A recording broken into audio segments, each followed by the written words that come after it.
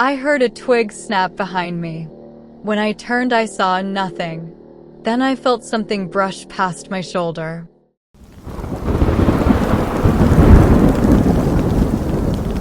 Hello, and welcome to Fearfull Wickedness. I am your host, the storyteller. We hope you enjoy tonight's tale. Please remember to like, subscribe, and comment. Me and my best friend Michelle had been planning our camping trip for weeks. Nakom Taratik wasn't on any official map, but Michelle found it in an old Reddit thread labeled "Places You Shouldn't Hike Alone," and that only made her want to go more.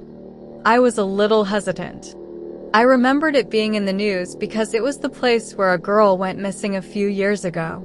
When I asked Michelle, she grinned and said, "Exactly. We're going ghost hunting."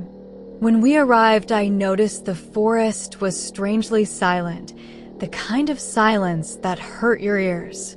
Even the birds were silent. By dusk, we'd pitched our tents near a shallow creek, started a fire, and shared a bottle of wine. That night, I woke to a sound like soft humming, almost like a lullaby. It gave me goosebumps. When I sat up, I realized Michelle's sleeping bag was empty. I called her name as I unzipped the tent and stepped into the cold air. "This isn't funny," I shouted. No answer, just that humming. I followed the sound, calling for Michelle. Then I found her phone near the creek. The screen was shattered, and the flashlight was blinking weakly. I saw Michelle's shoes sitting on a flat stone, laces tied and mud on the bottoms. "Michelle," I screamed, but there was no answer. No sound other than the humming. I heard a twig snap behind me. When I turned, I saw nothing. Then I felt something brush past my shoulder. The humming grew louder. The shadows seemed to form figures that vanished when I turned. I ran, crashing through the underbrush until the morning light finally broke through the trees. Covered in mud and shaking, I stumbled into a ranger station.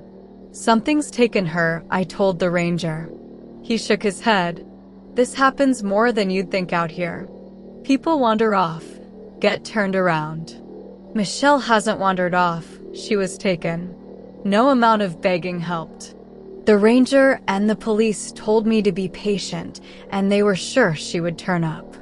I know they weren't on it. They knew what happened to her. They were just too afraid to do anything. Now, weeks later, every night, I swear I can still hear that humming.